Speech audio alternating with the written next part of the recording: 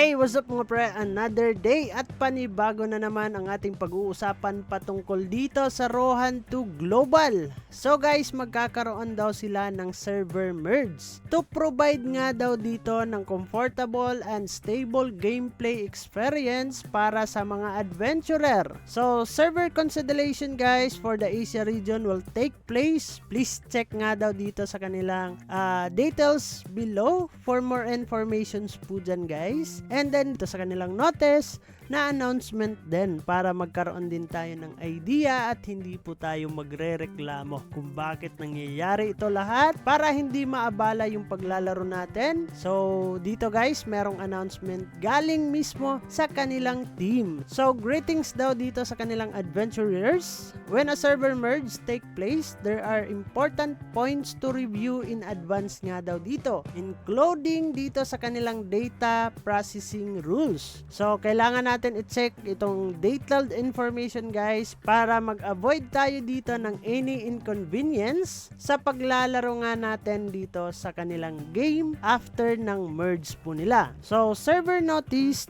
ito nga guys na schedule Asia region server merge. So itong OHN 01 at OHN 06 guys is magme-merge sila dito sa Edwin. Ito po yung kanilang mga bagong server. So merong boss time po dito guys. Dito po sila mag-spawn yung mga boss. And then Rai dito sa Roha 01 and 23 is magkakaroon ng merging dito sa Rai merge. And then Gail, tatlong Gail server yan guys. And then mag-merge sila sa Kail guys, no? So merong mga oras po dyan for boss time. So, dapat malaman ninyo ito para magkaroon kayo ng idea kung kailan kayo magbo-boss guys, no? So, meron pong mga reminder dito guys. Field and dungeon bosses will continue to spawn at the same 5 minutes interval as before. So, territory boss schedule will remain unchanged nga daw dito guys. Server merge details are subject to change depending on development condition.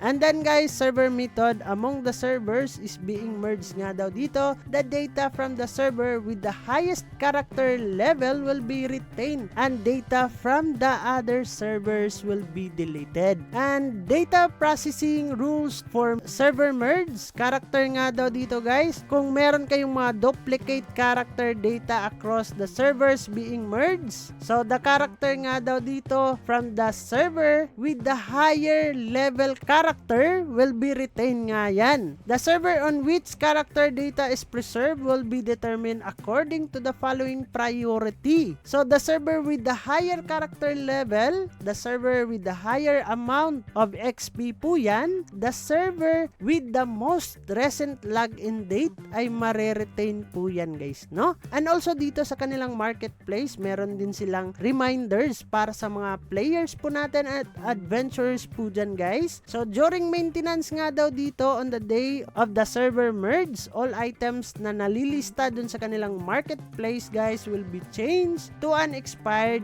status. Only character that are not deleted will be able to reclaim expired items and any unclaimed ruby from complete sales. And then characters on deleted servers cannot recover marketplace data nga daw dyan. So please be sure to check before the merge guys para wala tayong irereklamo guys, no? So naglabas naman talaga sila ng announcement before sila magme-merge guys. So walang gulatan po dito. So guild master data, if a deleted character is the guild master, the entire guild dito guys is mabubura sila, deleted po yan. So guild member dito, if a deleted character is a guild member, only that character dito guys is madi-delete. So top rank guild, the same rules apply even if the deleted character is the guild master of the rank 1 guild. Ayun nga, no? Parang mabubura lahat, no? So kung mawawala kayo, wala talaga. So sa mga mail din natin guys na hindi po na-claim, no? Mga unclaimed mail, so magiging deleted characters will be deleted in bulk na daw yan. So please be sure to check before the merge nga daw guys. And then yung currency nga daw dito were managed separately by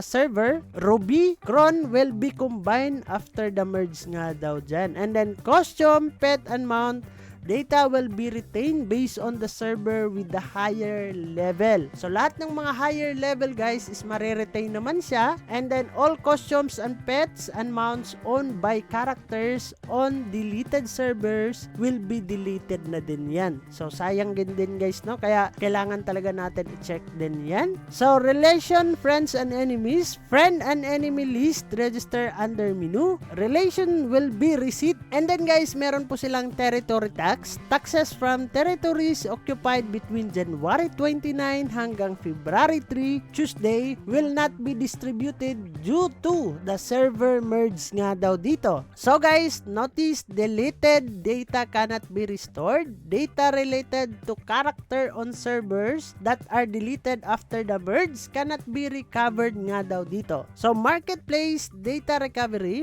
make sure to reclaim any listed items and unclaimed currency from the marketplace in advance to prevent losses nga daw dito caused by data deletion guys. So magdi-delete talaga sila dito ng mga data sa server merge po nila. So kaya pasukin nyo guys para magkaroon din kayo ng informations, lalo na sa mga naglalaro dito sa Rohan 2, para mabigyan kalinawan ang lahat ng ating mga katanungan guys. So yun lang naman yung ating panibagong update patungkol dito sa Rohan 2 Global. So bago natin tatapusin ang video na to, kung bago ka lang dito sa ating YouTube channel ay huwag kalimutang mag-click subscribe and click the notification bell para ma-update at ma-aware ka sa mga panibago nating i-upload na video. So dyan na muna kayo guys, kita-kits soon in the next video. Mag-ingat tayong lahat and bye-bye!